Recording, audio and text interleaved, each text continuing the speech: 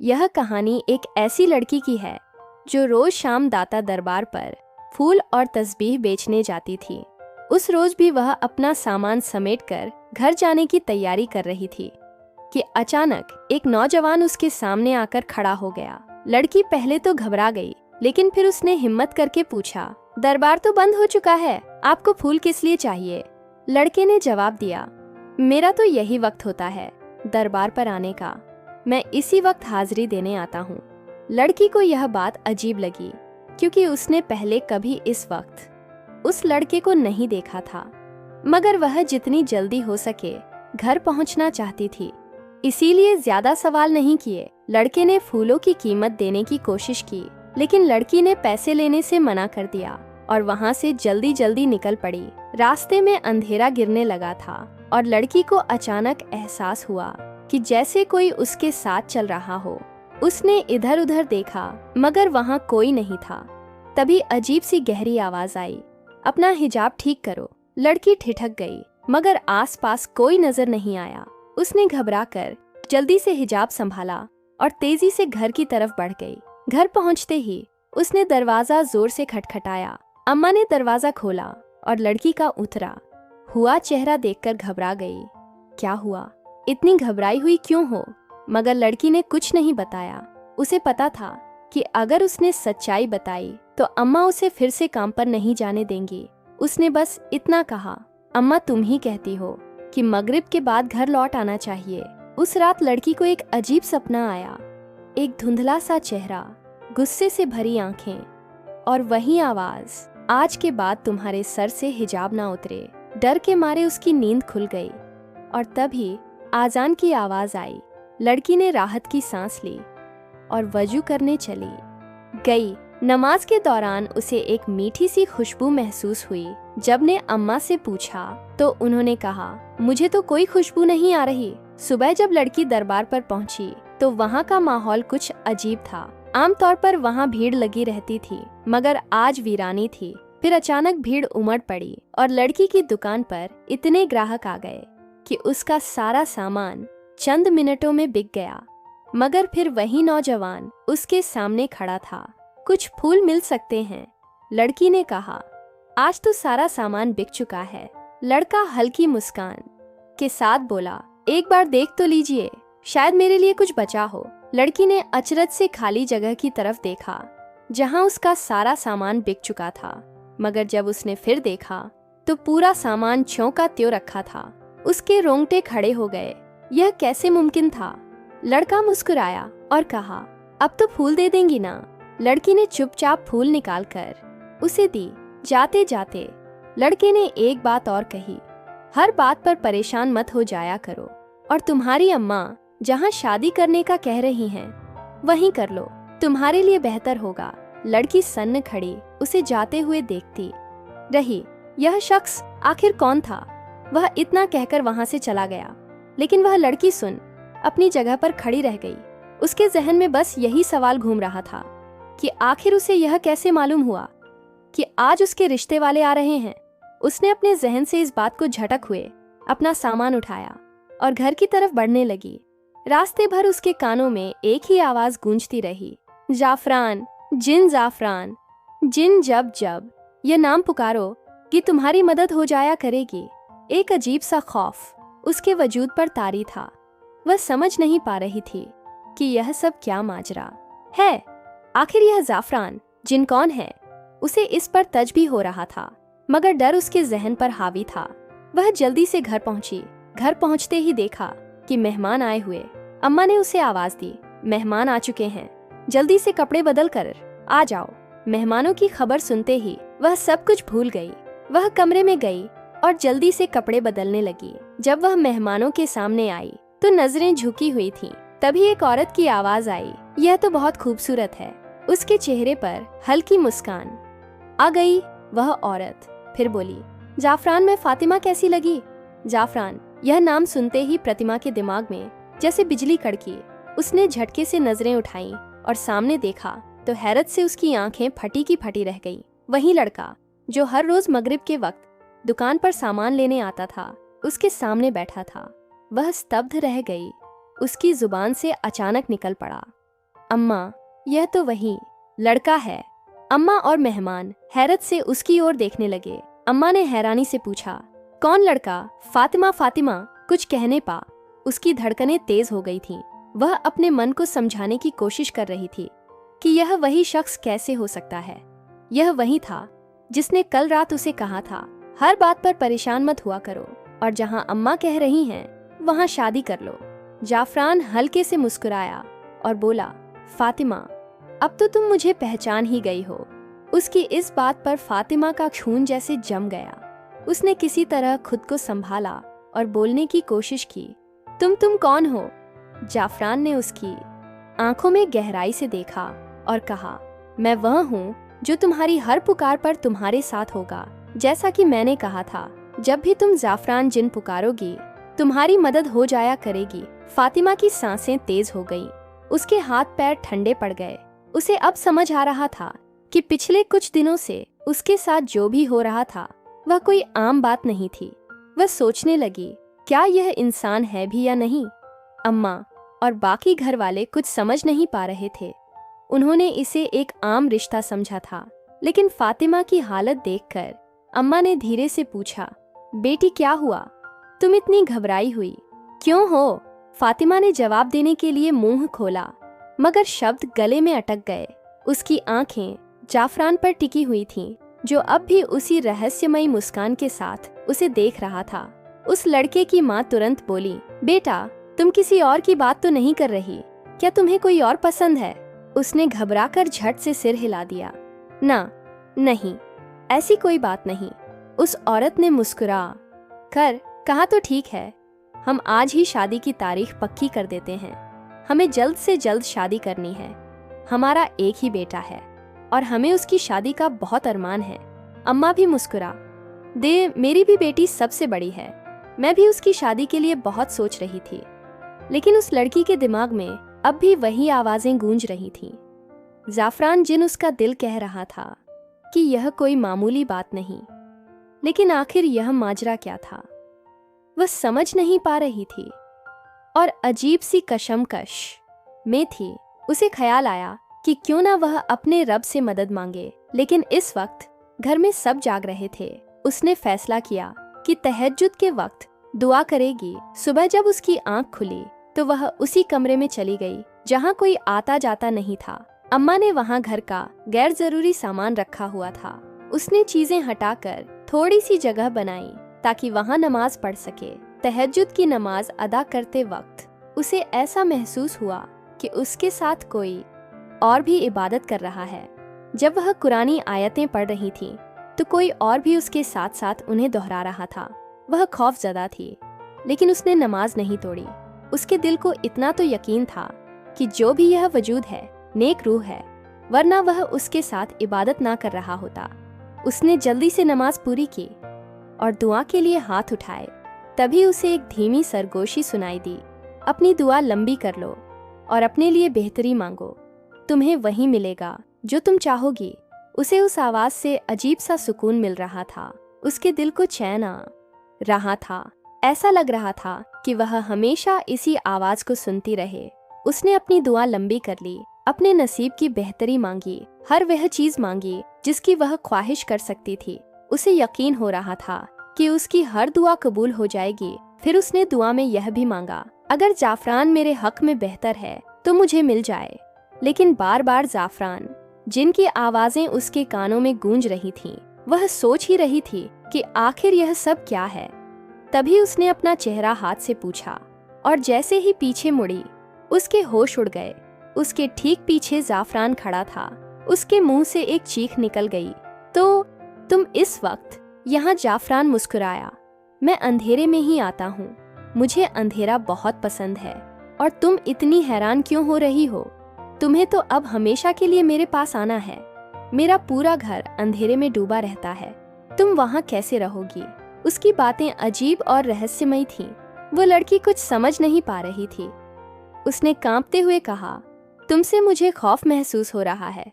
तुम यहाँ आए कैसे? दरवाजा तो बाहर से बंद था। जाफरान हल्का सा हंसा। जिन्हों को दरवाजे खोलने की जरूरत नहीं होती। वह लड़की सन्न रह गई। उसने ना में सिर हिलाया, नहीं, यह मुमकिन नहीं। क्या मतलब है तुम्हारी बात का?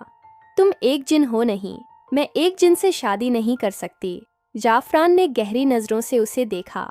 अभी तो तुम्हें सुकून महसूस हो रहा था, अब मैंने सच बता दिया तो तुम डरने लगी। मुझसे खौफ मत खाओ, मैं तुम्हें कोई नुकसान पहुंचाने नहीं आया, बल्कि तुम तो मुझे बहुत पसंद हो। तुम्हारा यह हिजाब जो हर वक्त तुम्हारे सर पर रहता है, मुझे उससे इश्क है। उस लड़की के रोंगटे खड़े हो गए। हमारा रिश्ता आसमान पर तय हो चुका है, तुम्हें मुझसे शादी करनी ही होगी। वह घबराकर तेजी से कमरे से बाहर भागी। उसके होश उड़े हुए थे। भागते हुए वह अम्मा से टकरा गई। अम्मा घबरा गई। क्या हुआ, कहाँ भाग रही हो? वह कांपती हुई बोली। अम्मा कमरे में, जाफरान जाफरान वहाँ है। अम्मा ने हैरानी से कहा। तुम्हारा दिमाग तो ठीक है, जाफरान वहाँ कैसे आ सकता है? तुम कैसी बहकी बहकी बातें कर रही हो? उसने ने कांपते हुए कहा। अम्मा, वह इंसान नहीं है, वह जिन्न है, उसने खुद बताया। इतना सुनते ही अम्मा के चेहरे का रंग बदल गया। उन्होंने गुस्से में उसे एक थप्पड़ रसीद कर दिया और कहा, तुम्हारा दिमाग खराब हो गया है क्या? बकवास कर रही हो, तुम होश में भी हो? अम्मा के थप्पड़ की गूंज अभी भी उसके कानों में थी। उसकी आंखों में आंसू थे, मगर वह चुप थी। जिस माँ ने उसे हमेशा प्यार दिया, आज वही उसकी बात पर यकीन करने को तैयार नहीं थी। उसका दिल भारी हो गया था। वह चुपचाप कमरे से बाहर निकली और अपने काम में लग गई। मगर उसके जहन में बस एक ही सवाल था, आखिर जाफरान चाहता क्या है? वह कौन था? और सबसे ज्यादा तकलीफ उसे इस बात की थी कि अम्मा ने उसकी एक भी बात पर यकीन नहीं किया। अभी वह इन्हीं ख्यालों में गुम थी कि अचानक किसी ने उसके सामने चंद हजार रुपए रख दिए। उसने हैरत से उन पैसों को देखा और जैसे ही नजर उठाई, उसका गुस्सा सातव आसमान पर पहुंच गया। सामने कोई और नहीं बल्कि वही था, जाफरान। वह गुस्से से खड़ी हुई और झटके से उसका गिरेबान पकड़ लिया। तुम चाहते क्या हो? तुम हो कौन? चले जाओ यहाँ से। आइंदा के बाद मुझे अपनी शक्ल भी मत दिखाना। मगर जाफरान उसकी बात पर सिर्फ मुस्कुरा दिया। उसकी आंखों में अजीब सी चमक थी, जैसे वह हर चीज पहले से जानता हो। सोच लो, तुम्हारी अम्मा तो मुझसे ही तुम्हारी शादी करना चाहती है।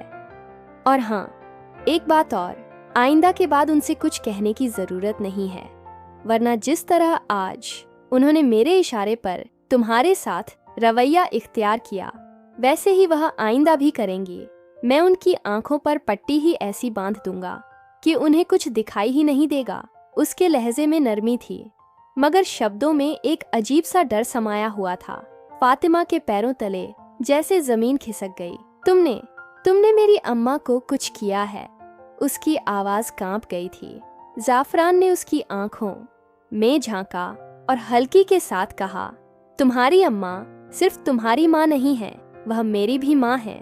बस अब तुम्हें यह मान लेना चाहिए कि तुम्हारा और मेरा रिश्ता पहले से ही तय था। तुम्हारे इनकार करने से कुछ बदलने वाला नहीं है फातिमा। यह बात जितनी जल्दी समझ जाओगी उतना ही बेहतर होगा। फातिमा का जिस्म कांप उठा। उसका दिल कर रहा था कि वह भाग जाए, मगर उसके पैरों में जैसे जंजीरें बंध गई थीं। तुम एक जिन हो, मैं तुमसे शादी नहीं कर सकती, मैं तुम्हारे साथ नहीं सकती। इस बार जाफरान ने लंबी सांस ली और एक कदम आगे बढ़कर उसके करीब आ गया। मैंने तुमसे पूछा था कि तुम्हें मेरी मदद चाहिए या नहीं। तुम्हें जब भी जरूरत होगी मैं तुम्हारे पास आ जाऊंगा। उसकी आवाज कानों में गूंजने लगी, वही शब्द, वही लहजा जो पहली बार उसने सुना था। फातिमा को महसूस हुआ जैसे उसकी दुनिया अचानक बदल गई हो। उसके सामने कोई आम इंसान नहीं था, बल्कि एक ऐसा वजूद था जो उसकी सोच से परे था। उसने उससे पूछा, मैंने तुम्हारा क्या बिगाड़ा है? तुम मेरे साथ ये सब क्यों कर रहे हो? तुम चाहते क्या हो? उस जिन ने जवाब दिया, मैं तुम्हें चाहता हूँ, मैं तुमसे शादी करना चाहता हूँ। कितनी बार बताऊं? लड़की ने स्पष्ट रूप से कहा, तुम एक जन्नत जान चुकी हूँ, इसके बावजूद भी तुम्हें इतना यकीन क्यों है कि मैं तुमसे ही शादी करूंगी? मैं तुमसे किसी भी सूरत में शादी नहीं करूंगी, और तुम यह बात आज ही लिख लो। साफरान, जो कि वह जिन था, गहरी नजरों से उसे देखते हुए बोला, मुझसे शर्त मत लगाना और मेरी अना को ललकारना मत, वरना तुम खुद मजबूर हो जाओगी। यह कहने पर कि तुम्हें मुझसे ही शादी करनी है, लड़की की आंखों में आंसू आ गए। उसकी बातें उसे तकलीफ दे रही थीं। उसने गुस्से में कहा, तुम यहाँ से चले जाओ। जब मैं ही तुमसे शादी करने के लिए राजी नहीं हूँ तो तुम क्यों जिद कर रहे हो? मैं तुम्हारे साथ कभी खुश नहीं रह सकती। मैं एक आम इंसान हूँ और एक इंसान के साथ ही शादी करना चाहती हूँ। यह सुनकर जिन्न आग बबूला हो गया।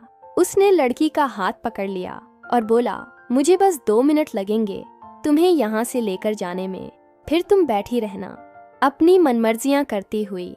मैं तुम्हें नहीं रोकूंगा, लेकिन तुम मेरी दुनिया में चली जाओगी, मेरी बस्ती में जहाँ पर मेरा राज चलता है। वहाँ तुम मेरे हाथों की कठपुतली बनकर रह जाओगी। लड़की डर से कांप गई। उसने गिड़गिड़ा हुए कहा, नहीं, तुम मुझे कुछ मत करना, मैं जैसा कहोगे वैसा ही करूंगी। जिन उसकी बात पर मुस्कुराने लगा और बोला, तुम्हें मुझसे डरने की जरूरत नहीं है, तुम तो बेवकूफ हो। एक तुम ही तो हो जो मेरे दिल पर राज करती हो। तुम चाहो तो मुझसे कुछ भी करवा सकती हो, मगर प्यार और मोहब्बत से। लेकिन अगर जिद करोगी तो याद रखना, मैं तुमसे ज्यादा जिद्दी हूँ।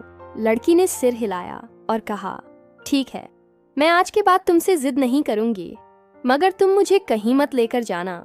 मैं अपनी माँ के पास रहना चाहती हूँ, उनकी सेवा करना चाहती हूँ। मेरे सिर से मेरे पिता का साया उठ चुका है। मेरी माँ अकेली है। खुदा के लिए तुम ऐसा मत करो। जिन्न कुछ पल चुप रहा, फिर बोला, ठीक है, लेकिन शादी तो तुम्हें करनी ही पड़ेगी और तुम शादी मेरे साथ ही करोगी। अगर तुमने किसी और के बारे में सोचा या अपनी माँ से किसी और का जिक्र किया तो फिर मैं तुम्हारी एक भी नहीं सुनूंगा। इतना कहकर वह अचानक धुएं की तरह गायब हो गया। लड़की वहीं खड़ी थरथरा रही थी। वह सोच रही थी कि अब वह क्या करे, किससे मदद मांगे। क्या मलंगनी ठीक कह रही थी? क्या उसे वाकई दाता दरबार पर चादर चढ़ानी चाहिए? लेकिन उसकी मदद करने वाला तो सिर्फ अल्लाह था। उसने तय किया कि वह अपने रब के अलावा किसी और से मदद नहीं मांगेगी। यही सोचकर उसने अपना सामान बांधा और घर की ओर चल पड़ी। मगर ना जाने क्यों घर जाने का मन नहीं कर रहा था। रास्ते में एक सुंदर बाग था जिसे वह हमेशा दूर से ही देखती थी, मगर आज उसे वहां जाने की इच्छा हुई। वह बाग में दाखिल हुई। वहां के फूल बेहद खूबसूरत थे, जैसे इस दुनिया से बाहर के हों। उसने सोचा कि इससे पहले कभी उसकी नजर इन फूलों पर क्यों नहीं पड़ी थी। वहां कोई माली भी नहीं था। फिर यह फूल यहाँ आए। कहाँ से हल्की हल्की हवा चल रही थी। ठंड बढ़ रही थी और धुंध भी पड़ने लगी थी। उसने सोचा कि कुछ देर यहाँ सुकून से बैठा जाए। वो महसूस हुआ कि इस जगह जैसा सुकून उसने कहीं नहीं पाया। तभी वहाँ एक बुजुर्ग आए और आराम से बैठ गए। उनका चेहरा इस कदर रोशन था कि लड़की की आंखें उनकी ओर देखते ही चमक उठी। वह हैरान थी कि किसी आम इंसान के चेहरे पर इतना नूर कैसे हो सकता है। वक्त तेजी से गुजर रहा था और उसे पता भी नहीं चला कि शाम कब हो गई। अचानक उन बुजुर्ग ने उसकी ओर देखा और मुस्कुराते हुए बोले, बेटी तुम कौन हो? तुम तो बहुत खूबसूरत हो। ऐसा लगता है जैसे परिस्थान की शहजादी हो, किसी दूसरी दुनिया से आई हो। लड़की मुस्कुरा पड़ी और बोली, मैं भी यही सोच रही थी कि शायद आप भी किसी दूसरी दुनिया से हैं। बुजुर्ग हंसते हुए बोले, तुमने बिल्कुल सही पहचाना। तुम में वह ताकतें मौजूद हैं जो दूसरी दुनिया से आए लोगों को पहचान सकती हैं। मैं भी रब की ही मखलूक हूँ और मैं यहाँ अपने बेटे की माफी मांगने आया हूँ। लड़की चौंक गई। बुजुर्ग आगे बोले, मैं शाह जिन्नात हूँ, अपनी बस्ती का राजा। जब मैं अपनी बस्ती के लोगों को तकलीफ में नहीं देख सकता तो तुम तो फिर इंसानों की बस्ती से हो और मेरे बेटे की पसंद भी हो। मैं जानता हूँ कि उसने तुम्हें बहुत तंग किया है, लेकिन उसने यह सब अनजाने में किया। मैंने उसकी बहुत डांट लगाई है, मगर अब मैं तुमसे भी माफी मांगने आया हूँ। मेरे बेटे को माफ कर दो बेटी। बुजुर्ग ने गहरी सांस ली और बोले, अगर तुम उसे माफ नहीं करोगी तो मुझे मजबूरन उसे अपनी बस्ती से निकालना होगा। हमारे यहाँ ऐसा कोई भी नहीं रह सकता जो इंसानों को डराए। हम तो प्यार और मोहब्बत बांटने वाले हैं। अगर हमारी बस्ती में कोई ऐसा करता है तो उसे बहुत सख्त सजा मिलती है। बताओ बेटी, क्या तुम उसे माफ कर दोगी? इसे यूं समझो कि तुम्हारा बाप तुमसे कुछ मांग रहा है। बुजुर्ग की बातें सुनकर लड़की की आंखों में आंसू आ गए। शाह जिन्नात आगे बोले, अगर तुम शादी के लिए हाँ कर दोगी तो हमारी बस्ती का बड़ा मसला हल हो जाएगा। हमारी बस्ती में एक नेक इंसान की जरूरत है, क्योंकि हमारी बस्ती पर एक बद्दुआ है और सिर्फ एक इंसान ही हमें इससे निकाल सकता है। बुजुर्ग ने उससे कहा, अगर एक इंसान की शादी किसी जिन्न ज़्यादा से हो जाए तभी हमारी बस्ती बद्दुआ से पाक हो सकती है। बताओ बेटी, क्या तुम मेरे बेटे से शादी करोगी? क्या तुम हमें इस बद्दुआ से निकालोगी? लड़की यह सुनकर सन्न रह गई। उसे समझ नहीं आ रहा था कि वह इतनी बड़ी जिम्मेदारी कैसे उठा पाएगी। वह बोली, मैं इस काबिल नहीं हूँ और ना ही इतनी बड़ी जिम्मेदारी उठा सकती हूँ। मैं यह सब कैसे करूँगी? बुजुर्ग ने गहरी सांस ली और कहा, खुदा ने तुम में वह ताकतें रखी हैं जिससे तुम इस जिम्मेदारी को उठा सकती हो और हमें इस मुश्किल से निकाल सकती हो। क्या तुम नहीं चाहोगी कि जब तुम दुनिया में आई हो तो किसी की मदद करके जाओ? यह तुम्हारी भी नेकी होगी और हमारी भी मदद हो जाएगी। हमें तुम्हारी ज़रूरत है और मैं जानता हूँ कि तुम हमारी ज़रूरत को पूरा करोगी। बोलो बेटी, करोगी ना? बुजुर्ग की इल्तिजा ने लड़के दिल पर असर किया। वह खुद हैरान थी कि उसे उस पर क्यों तरस आने लगा। बिना सोचे समझे उसके मुंह से निकल गया, हाँ, मैं तुम्हारी मदद करने के लिए तैयार हूँ। जैसे ही उसने यह शब्द कहे, उसे महसूस हुआ कि वह किसी ट्रांस जैसी स्थिति में थी। उसे यकीन ही नहीं हो रहा था कि उसने यह फैसला कैसे कर लिया। ऐसा लग रहा था जैसे किसी ने उससे यह अल्फाज कलवा दिए हो। तभी अचानक उसकी आंखें बंद हो गईं और जब उसने फिर से आंखें खोलीं तो वह बुजुर्ग वहां से गायब हो चुके थे। उसने इधर उधर देखा, लेकिन अब वह खूबसूरत बाग जहां वह बैठी थी अचानक गायब हो गया था। वह जगह अब सुनसान लगने लगी थी। तभी एक औरत पास आई और कहने लगी, लड़की, तुम कौन हो? इतनी खूबसूरत होकर कचरे के ढेर में क्यों बैठी हुई हो? लड़की ने हैरानी से उसकी तरफ देखा। उसे यकीन नहीं हुआ कि वह क्या कह रही थी। कचरे का ढेर? लड़की ने खुद से सवाल किया। यह तो अभी तक एक सुंदर बागीचा था। मगर जब उसने दोबारा इधर उधर देखा तो उसकी आंखें फटी की फटी रह गईं। वहाँ वाकई कचरे का ढेर था। अब उसे उस बदबू का एहसास होने लगा था जिससे पहले वह अनजान थी। वह घबराकर वहाँ से उठी और जल्दी जल्दी अपने कपड़े झाड़ने लगी। उसे खुद से घिन महसूस होने लगी कि वह इस गंदगी में क्यों बैठ गई थी। वह भागते हुए घर पहुंची और बिना कुछ बोले सीधे वॉशरूम में चली गई। उसकी माँ परेशान हो पीछे पीछे आई और दरवाजे के बाहर खड़ी होकर पूछने लगी, फातिमा, क्या हुआ? तुम्हारी तबीयत तो ठीक है। आज से पहले तो तुमने कभी ऐसा रवैया नहीं रखा। आते ही वॉशरूम में क्यों घुस गई हो? सब ठीक तो है ना? लड़की वॉशरूम के अंदर रो रही थी। उसने ऊंची आवाज में कहा, कुछ ठीक नहीं है अम्मा। मुझे लग रहा है कि मैं पागल हो जाऊंगी। मुझे समझ नहीं आ रहा कि मेरे साथ यह सब क्या हो रहा है। ऐसा लगता है जैसे मैं कोई डरावना ख्वाब देख रही हूँ। अम्मा घबरा गई। उन्होंने कहा, बाहर आओ फातिमा, पूरी बात बताओ। लड़की बाहर आई और रोते रोते अम्मा को सारी दास्तान सुना दी। अम्मा सर पकड़कर बैठ गई और कांपती आवाज में बोली, ये क्या हो रहा है हमारे साथ?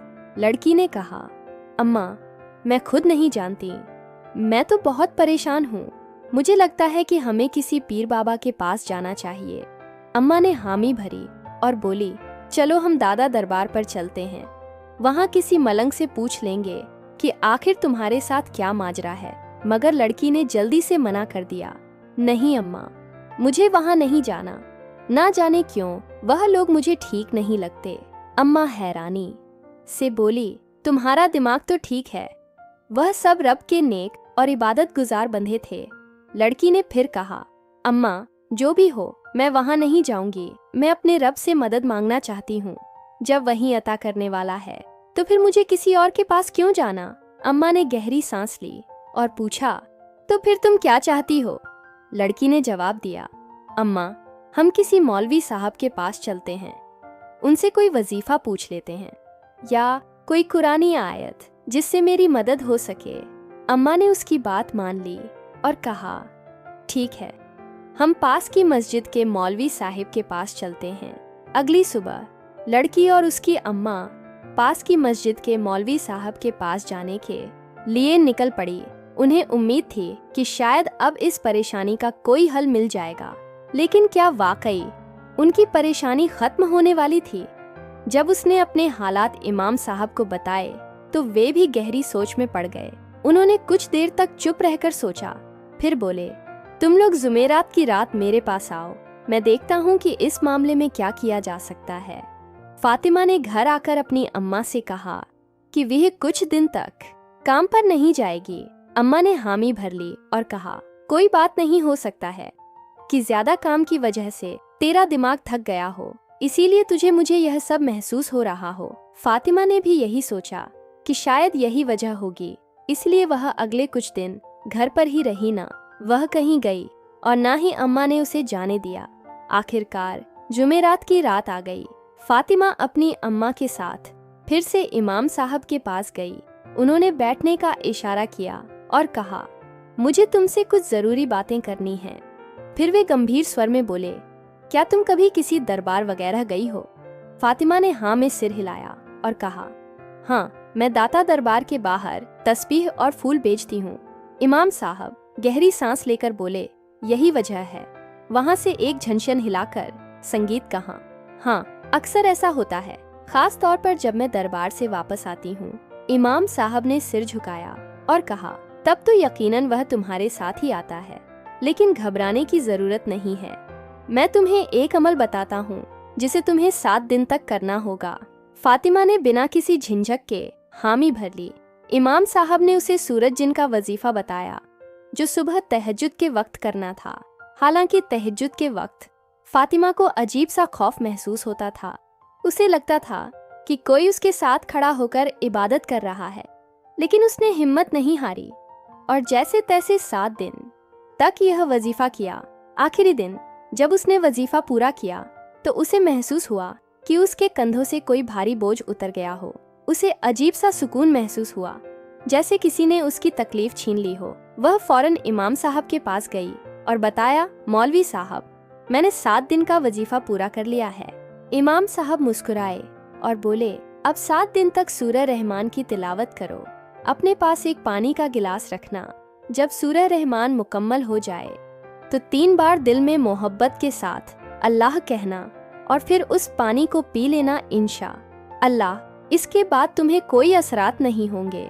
फातिमा ने ऐसा ही किया। 7वें दिन जब वह सोई तो उसे ख्वाब में जाफरान नाम का एक जन्नत आया। उसने नरमी से कहा, अच्छा होता अगर तुम मेरी दुनिया में मेरे साथ आ जाती, लेकिन कोई बात नहीं, हमारा रिश्ता हमेशा रहेगा। तुम जब भी मुझे दिल से याद करोगी, मैं तुम्हारे आसपास ही रहूंगा। मैं जानता हूँ कि तुम मुझसे डरती हो, लेकिन घबराओ मत, मैं तुम्हें कभी नुकसान नहीं पहुँचाऊंगा, यह मेरा तुमसे वादा है। फातिमा ख्वाब में ही सिहर गई।